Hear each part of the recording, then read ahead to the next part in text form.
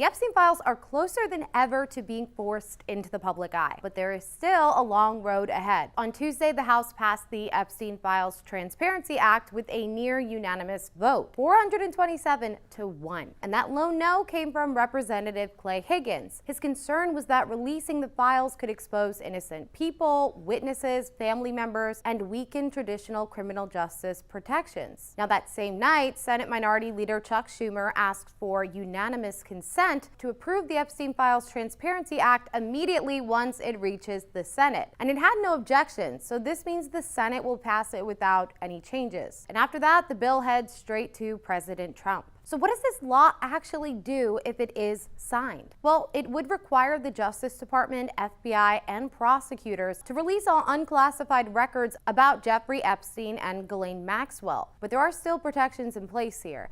Anything that could identify victims, compromise ongoing investigations, or affect national security can be redacted. But political sensitivity, reputational harm, or embarrassment, they're not valid reasons to withhold documents per the bill. And once the bill becomes law, the DOJ has 30 days to release the documents. Epstein survivors have been pushing hard for this moment. On the morning of the vote, Representatives Thomas Massie, Ro Khanna, and Marjorie Taylor Greene appeared on Capitol Hill with survivors and their families. Many expressed gratitude, but also skepticism, worrying about redactions and whether the files will tell the whole story. Greene pointed out that around 1,000 women have claimed they were victimized by Epstein and criticized the last 5 presidential administrations for covering up these files. If fully implemented, this law could dramatically increase public transparency about Epstein's network, his connections, his travels, and how the investigations were handled. But remember, the law only covers unclassified records, so some sensitive information may remain hidden. It's also politically loaded. Epstein's case touches powerful people, and the release could reignite scrutiny. Survivors see it as a moral win, but they stress this isn't about politics, it's about justice. Massie and Khanna have been fighting to release the files, even using a discharge petition that allowed the House to force a vote without waiting on leadership or committee approval. Representative Adelita Grijalva became the 218th signature that pushed that vote forward despite delays in her swearing in because the government was shut down. Now, could ongoing DOJ investigations slow things down? Trump has called for investigations into Epstein's relationships with several figures, including former Secretary of the Treasury Larry Summers, former President Bill Clinton, Democratic mega donor Reid Hoffman, and certain financial institutions. Last week, the House Oversight Committee released about 20,000 pages from Epstein's estate, and among them were emails showing Summers sought Epstein's advice on pursuing a woman he called his mentee.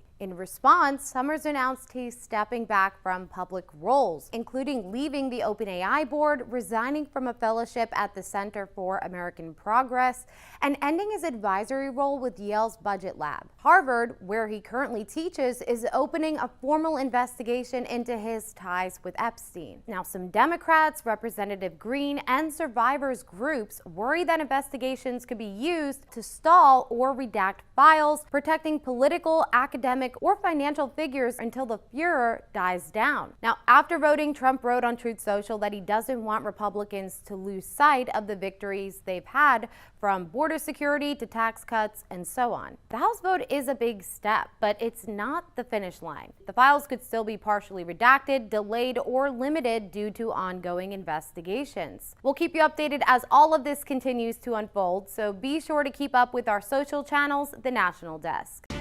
Back to our top story tonight. The Epstein files have been given a green light for release, but that does not mean they'll be available for all to see. Let's go to Emma Withrow from the Fact Check team. And even after the progress in both chambers of Congress, Emma, can you explain the avenue that the DOJ could potentially follow to withhold certain documents? Yeah, so the thing is, even though the bill forces the DOJ's hand to release all the files, the power still lies within the DOJ. Now, I know this seems kind of like, what's the point of all of this? But it's because just just a few days ago, Trump ordered the DOJ to investigate Democrats linked to Epstein. We're talking Bill Clinton, Larry Summers, Reid Hoffman, and JP Morgan. So why does any of that matter? Well, there's a list of provisions written into this bill, the Epstein Transparency Act. You can see them right there on your screen. That specifically allows the DOJ to withhold the files. And one of those provisions is that if the documents would, quote unquote, jeopardize an active federal investigation or ongoing prosecution, so long as the withholding is narrowly tailored and temporary, they're allowed to keep them sealed until that investigation's wrapped up. And the thing with this story is under scrutiny has always been timing. As far as those investigations into Democrats go, many have said, why now? What is the new information that is leading the DOJ to open up these investigations? What did you find? Yeah, that's where critics are saying this is getting more politicized. So, you know, in a July memo, the DOJ made several definitive statements. They said they found no credible evidence of a client list or no evidence of blackmail operations. And they explicitly wrote in this memo, we did not uncover evidence that could predicate an investigation against uncharged third parties. The only new information that's come out publicly regarding Epstein recently was those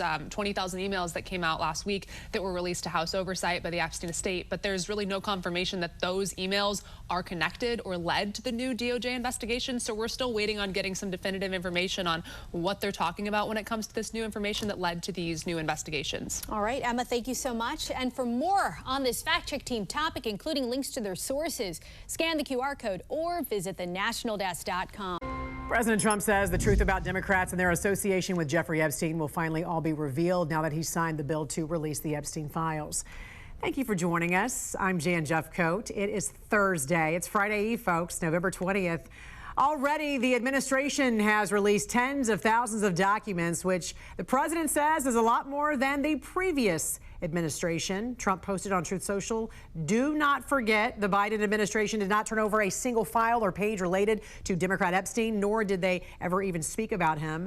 Democrats have used the Epstein issue, which affects them far more than the Republican Party, in order to try and distract from our amazing victories, including the great big beautiful tax cut bill, getting trillions of dollars invested in the USA, creating the hottest country anywhere in the world, and even delivering a huge defeat to the Democrats on the recent shutdown disaster. Let's go to Mark Boyle at the live desk, giving us a timeline here about the release of these files. We know it's about 30 days, Mark. There's still a big question as to what new revelations we could potentially see. You know, there's going to be a lot of redactions in this. I was just going to say, we're going to see these documents come out with just black marker through it, all the redactions. So you might not expect to get a lot in that 30-day period. So right before Christmas, we could see these documents rolled out publicly. All eyes now turn to the DOJ now that the bill has passed in the House and the Senate has the president's signature. Nearly every representative and senator voted in favor of passing the bill except for one. House Speaker Mike Johnson hopes this is the step in the right direction. Overall, I mean, the bill has passed, Congress has spoken, and, you know, we did what was necessary. I hope it brings comfort to the victims and the survivors.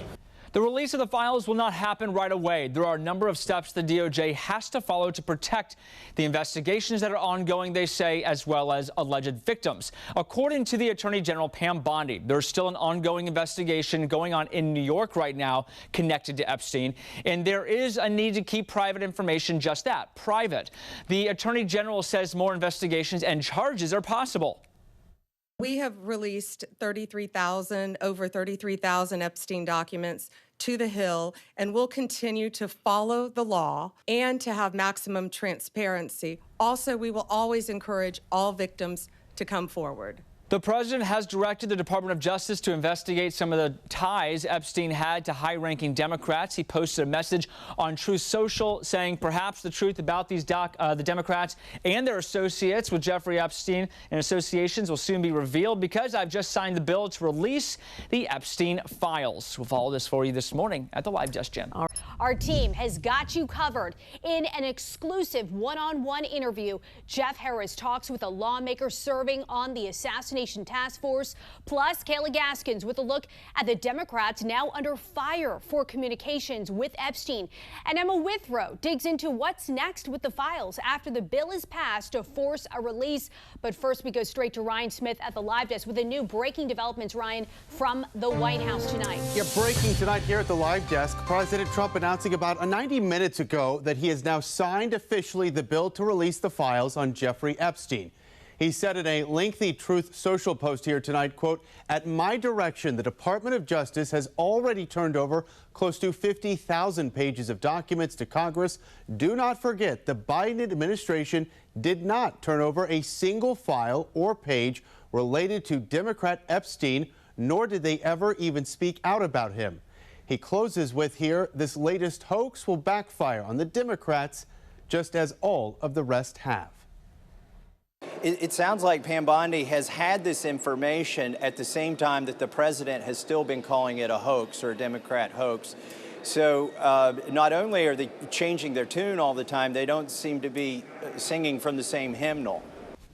Take you out live over Capitol Hill tonight. That is where the investigation into Jeffrey Epstein and that scandal, well, it moves forward. House Oversight Committee Chair James Comer here issuing subpoenas to J.P. Morgan Chase and Deutsche Bank, compelling them to turn over Epstein's financial records. Both big banks there agreed to substantial settlements with Epstein's victims in 2023.